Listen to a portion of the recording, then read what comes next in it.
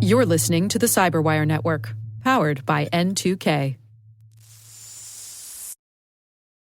Do you know how the space and cybersecurity domains connect? T-Minus Space Cyber Briefing is your guide through the space-based systems that expand the attack surface. I'm Maria Varmazis, host here at N2K CyberWire, and I'm excited to share that T-Minus is back, now as a weekly podcast, the T-Minus Space Cyber Briefing. We have a new dedicated focus on two great things that are even better together, space and cybersecurity. Because whether we realize it or not, we all depend on space-based systems that are, by the way, increasingly internet-enabled. We're talking cybersecurity technologies, policies, and organizations that are securing the critical space-based infrastructure that powers, protects, and connects our lives here on Earth. So join me for T-Minus Space Cyber Briefing, new episodes every Sunday.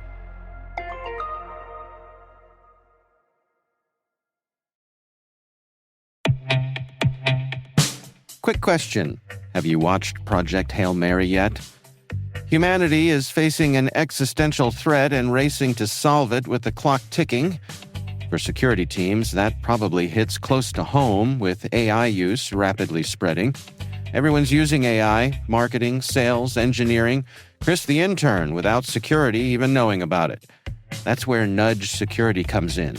Nudge finds shadow AI apps, integrations, and agents on day one and helps you enforce policy without blocking productivity.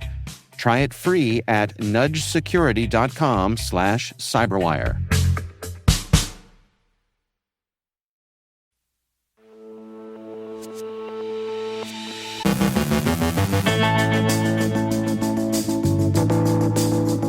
Researchers crack Apple's M5 memory protections with a kernel exploit. An IBM security executive emerges as a possible CISA pick. Researchers uncover 4 malicious NPM packages. AI-generated slop floods bug bounty programs. Major healthcare breaches hit the HHS tracker. 7-Eleven confirms a breach. And chained OpenClaw AI flaws could enable full host compromise. Santa Clara County sues Meta over alleged scam ads. We got our Monday business breakdown. Our guest is Jason Madigan, Director of Commercial Cloud Security at Booz Allen, discussing the tension between resilience and data residency laws. And a fond farewell for a security pioneer.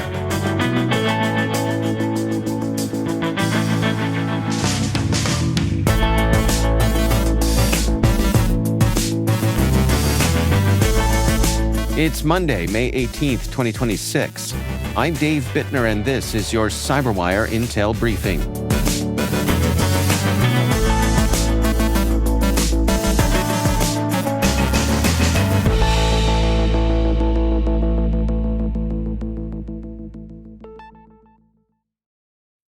Thanks for joining us here today. Happy Monday. It is great, as always, to have you with us. Researchers say they developed the first public macOS kernel memory corruption exploit targeting Apple's M5 silicon. Despite the company's hardware-assisted memory integrity enforcement, or MIE, protections, the exploit chain targets macOS 26.4.1 and reportedly achieves local privilege escalation from an unprivileged user to a root shell using standard system calls.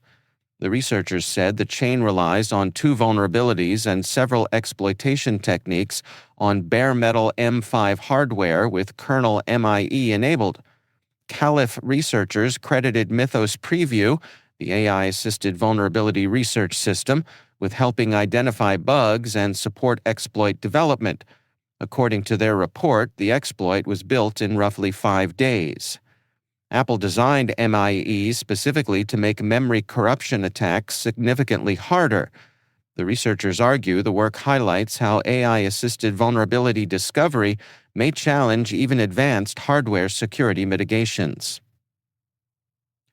Cybersecurity leaders are urging the Trump administration to stabilize and strengthen CISA as IBM security executive Tom Parker emerges as a possible candidate to lead the agency.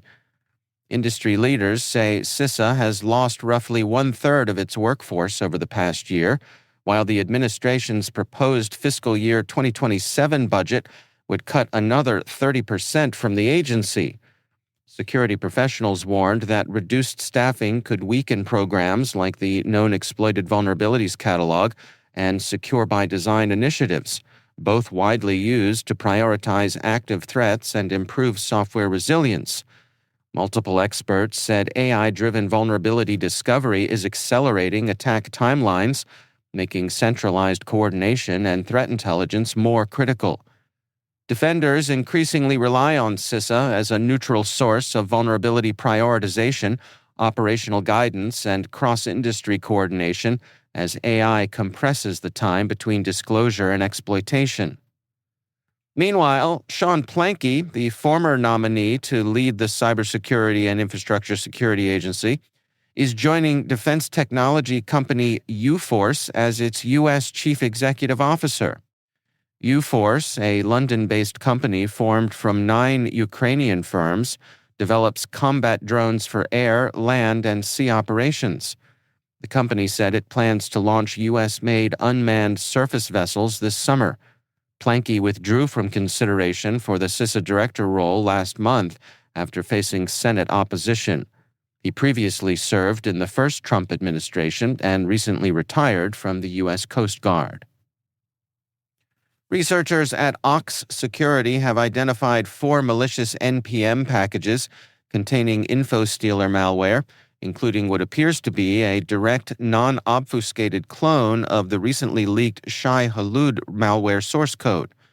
The packages, including typo-squatted names targeting Axios users, were uploaded by the same threat actor and collectively logged more than 2,600 weekly downloads.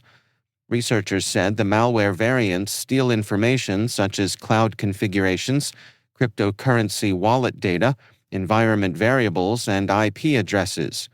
One package also reportedly turns infected systems into a distributed denial-of-service botnet.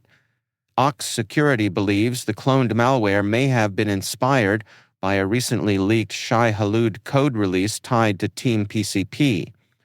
Researchers urged users to uninstall the packages, rotate credentials, inspect developer tools for malicious configurations, and monitor for signs of compromise. Companies that pay independent researchers to find software vulnerabilities are struggling with a surge of low-quality, AI-generated bug reports that security teams must manually review and verify. Bug bounty platform BugCrowd said reports quadrupled during a 3-week period in March, with most submissions proving false. Curl and Nextcloud both suspended their bug bounty programs after what they described as an explosion of AI-generated slop reports. Security experts say generative AI tools are lowering the barrier to entry for vulnerability research, while also enabling automated scanning and submission systems that flood programs with inaccurate findings. At the same time, platforms like HackerOne say AI is also helping experienced researchers discover legitimate flaws more efficiently. The shift is forcing bug bounty programs to rethink validation, triage, and researcher vetting as AI reshapes vulnerability discovery economics. Several large healthcare data breaches were recently added to the U.S. Department of Health and Human Services Breach Tracker, revealing impacts affecting hundreds of thousands of patients. The largest confirmed incident involves New York City Health and Hospitals, where attackers reportedly accessed systems through a third-party vendor between November 2025 and February of this year, exposing personal, medical, insurance, biometric, and financial information tied to 1.8 million individuals. Additional breaches at Erie Family Health Centers, Florida physician specialists, and other providers collectively impacted hundreds of thousands more. 7-Eleven has confirmed a data breach after the Shiny Hunters hacking group claimed it stole more than 600,000 Salesforce records from the convenience store chain. The company said it detected unauthorized access on April 8th in systems used to store franchisee application documents. According to breach notifications filed in Maine, Unspecified personal information submitted during franchise applications was exposed. Shiny hunters later claimed responsibility, threatening to leak the data unless a ransom was paid and offering the information for sale online. The group has recently targeted multiple organizations through phishing, third-party integrations, and misconfigurations tied to Salesforce environments. Cybersecurity firm CISA has disclosed 4 vulnerabilities in the OpenClaw AI assistant that can be chained together to compromise the underlying host system and establish persistent access. The attack chain, dubbed Claw Chain, begins with code execution inside the OpenShell sandbox through prompt injection, malicious plugins, or compromised external input.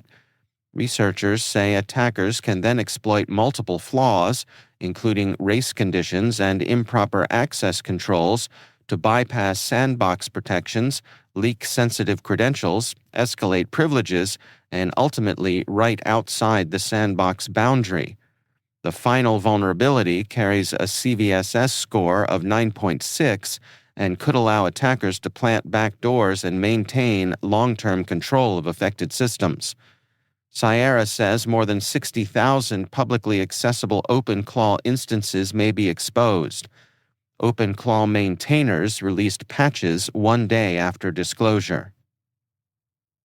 In California, Santa Clara County has filed a lawsuit against Meta, accusing the company of knowingly allowing scam advertisements to spread across Facebook and Instagram in order to protect advertising revenue.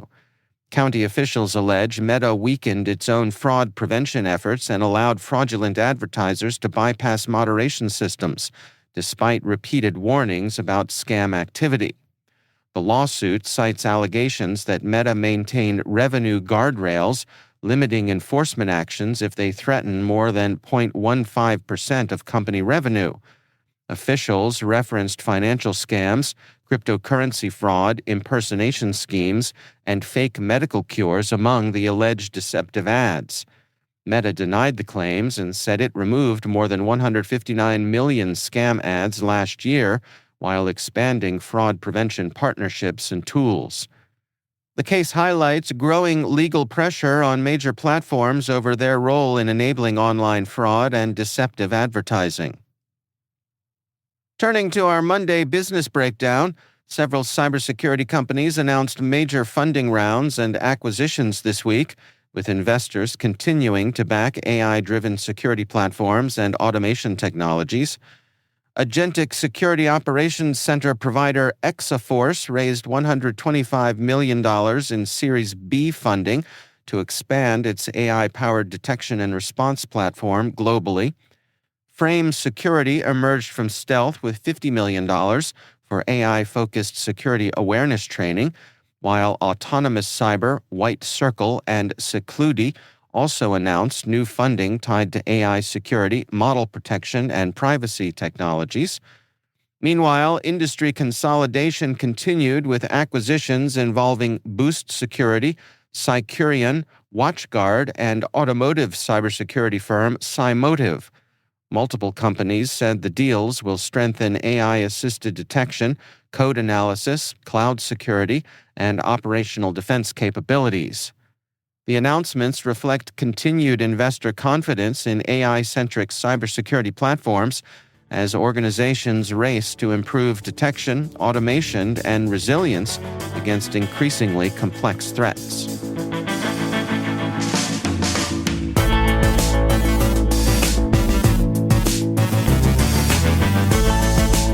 Coming up after the break, my conversation with Jason Madigan from Booz Allen about the tension between resilience and data residency laws, and a fond farewell for a security pioneer. Stay with us.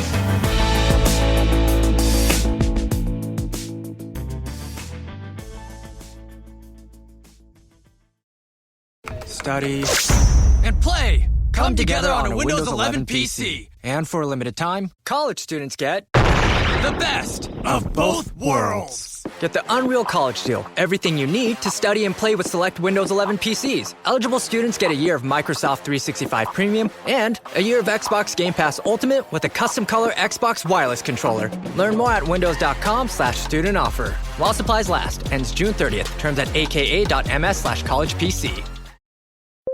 When you need to build up your team to handle the growing chaos at work, use Indeed Sponsored Jobs. It gives your job post the boost it needs to be seen and helps reach people with the right skills, certifications, and more. Spend less time searching and more time actually interviewing candidates who check all your boxes. Listeners of this show will get a $75 sponsored job credit at Indeed.com/podcast. That's Indeed.com/podcast. Terms and conditions apply. Need a hiring hero? This is a job for Indeed Sponsored Jobs.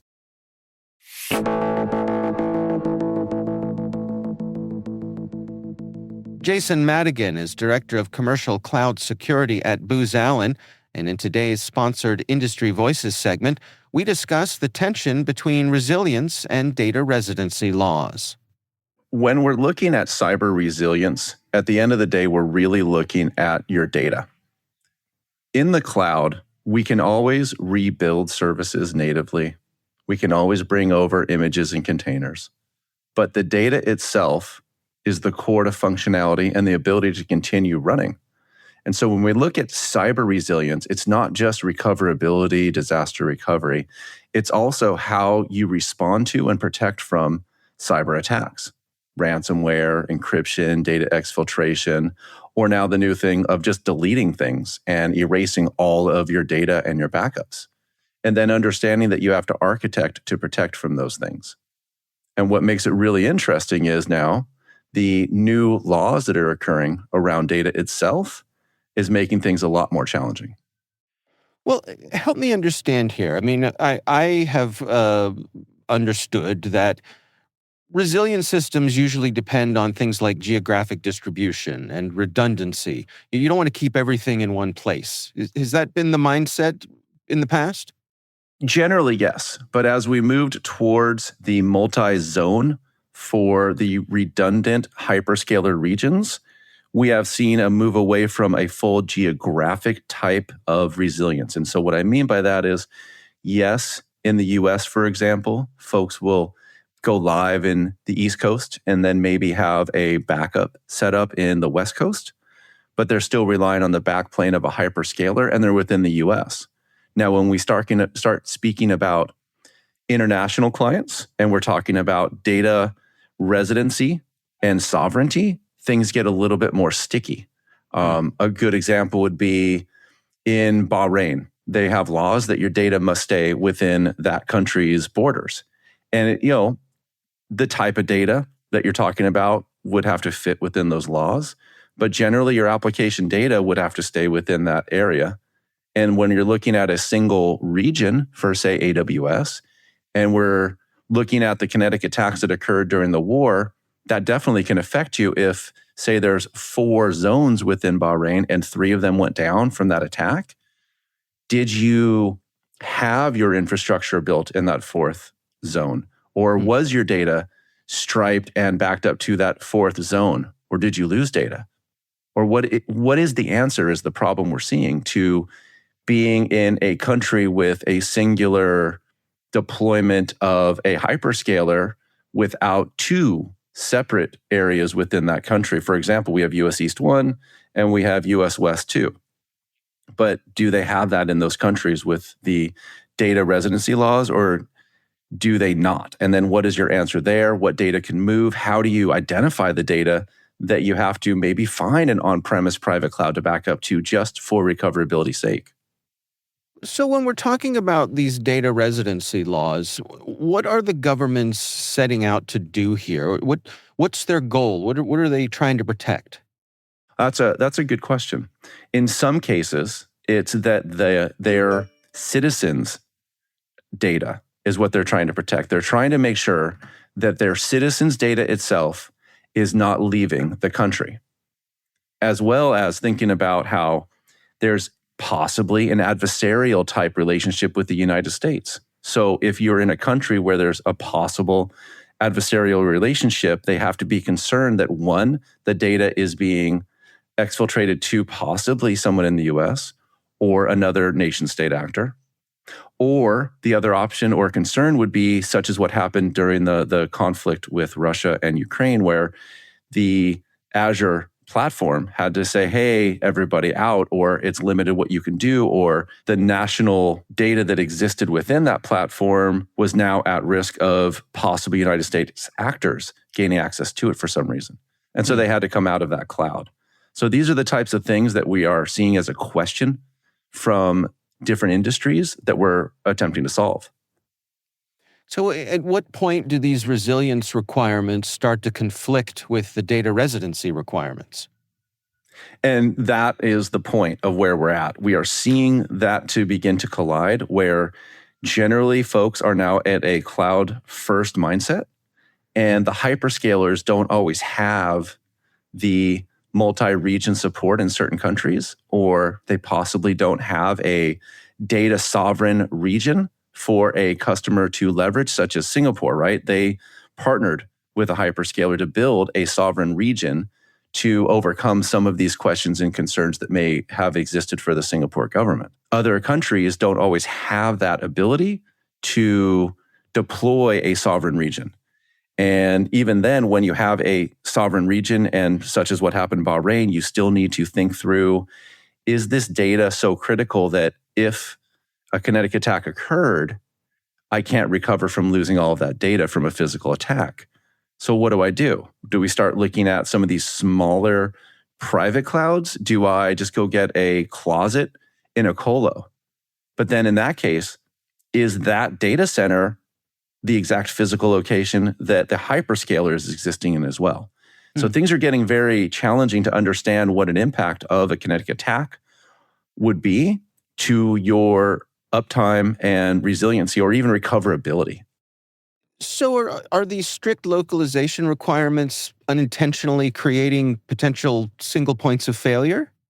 I don't know if it would be single points of failure as much as a catastrophic event. And so in that case, you're not going to concern yourself with these possible outcomes for every platform and app, but you will have to understand which data types or which platform will cause you the biggest issue regulatory-wise, or it could just be loss of reputation to customers, because downtime are what clients remember. Customers remember downtime. They don't remember always slowness. They don't always remember functionality, but many of them in this environment will remember when your platform went down. So understanding what that impact would be at case-by-case basis will really help you understand where you need to spend time and focus to address those concerns or architect around it. So what sort of compromises do organizations need to make to satisfy both sides of this, the resilience goals and their residency obligations? A lot of it is going to come down to time and effort and cost. And right, cost is what can tell you how much time and effort you can spend. So identifying where can be called crown jewels or your most critical data exists, or where you start looking first. And then you start understanding what the impact would be from certain events, and then what you can handle for downtimes or efforts to recover from those events. In many cases, we won't really see issues for most clients. It will be a unique event today for you to have these concerns, but as we move forward, we are seeing that this has to be understood in a future state for these clouds or hyperscalers that exist in other countries, that you really should understand what data is out there, what data you're trying to protect, and what data needs to be recoverable. Because I can recover services, I can recover architectures, I can rebuild servers and applications all day. But if I don't have that data on the back end, I might not be able to provide the end user the experience that they are expecting, and then it becomes loss of reputation. And then on top of that, when I look at all those different levels and the data and what can be recovered, I need to be sure that if it is data that I need for my business itself, analytics, planning purposes, because agentic AI is driving the need for data so heavily that I need to also know is, even though it may not provide the back-end support for an app, I may need it to make my decisions for the next 1, 2, 3, 4 years for a device, a product, or just my business. So the data is extremely important when it comes to this, when we're looking at how to architect around it. But I would also state that data is also the most important thing to making money nowadays, because it allows you to make correct decisions about where your business is going to go. And then knowing where that data exists and how you're going to recover from it is very important.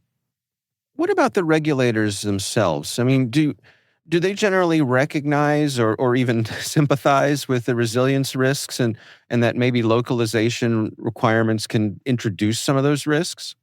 I think that's a great question, and I think it will be country by country.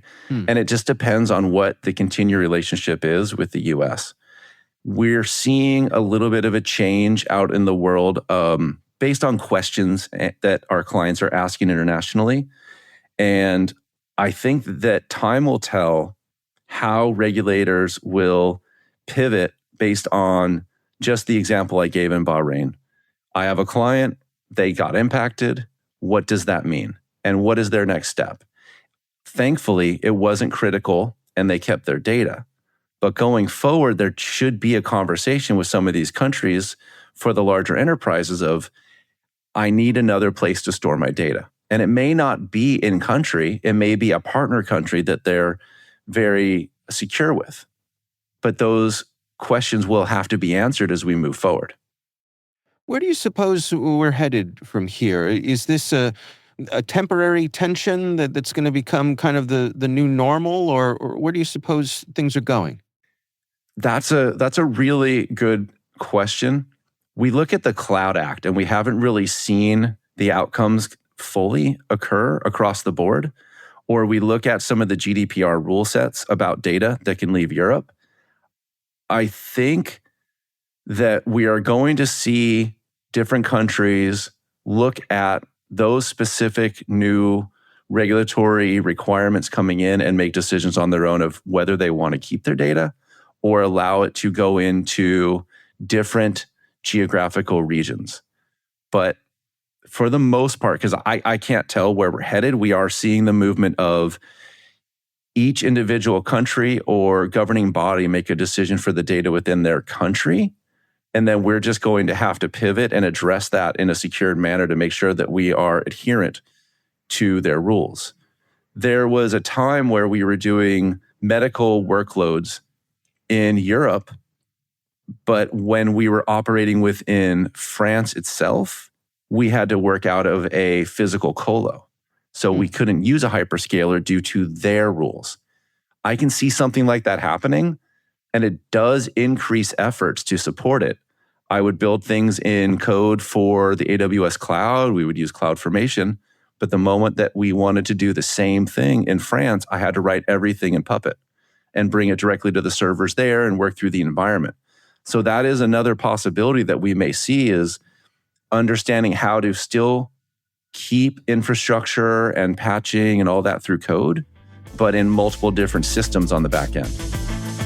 That's Jason Madigan, Director of Commercial Cloud Security at Booz Allen.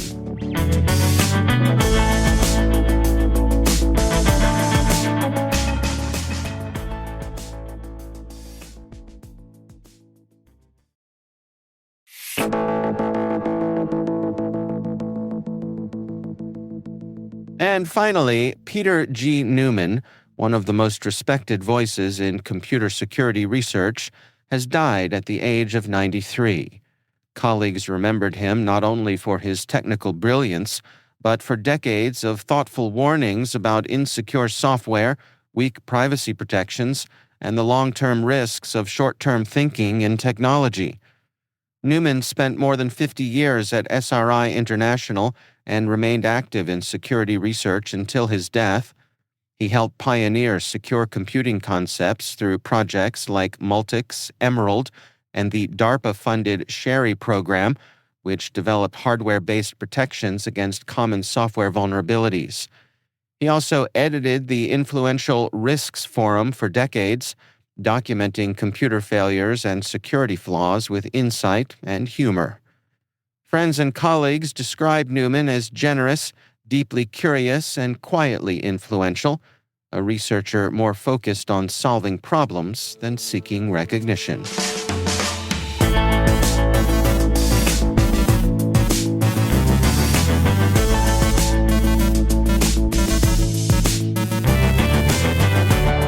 And that's the CyberWire. For links to all of today's stories, check out our daily briefing at thecyberwire.com. Don't forget to check out the Grumpy Old Geeks podcast, where I contribute to a regular segment on Jason and Brian's show every week. You can find Grumpy Old Geeks where all the fine podcasts are listed. We'd love to know what you think of this podcast. Your feedback ensures we deliver the insights that keep you a step ahead in the rapidly changing world of cybersecurity. If you like our show, please share a rating and review in your favorite podcast app. Please also fill out the survey in the show notes or send an email to cyberwire@n2k.com. N2K's lead producer is Liz Stokes. We're mixed by Trey Hester with original music and sound design by Elliot Peltzman. Our contributing host is Maria Vermazis. Our executive producer is Jennifer Eiben. Peter Kilpie is our publisher, and I'm Dave Bittner. Thanks for listening. We'll see you back here tomorrow.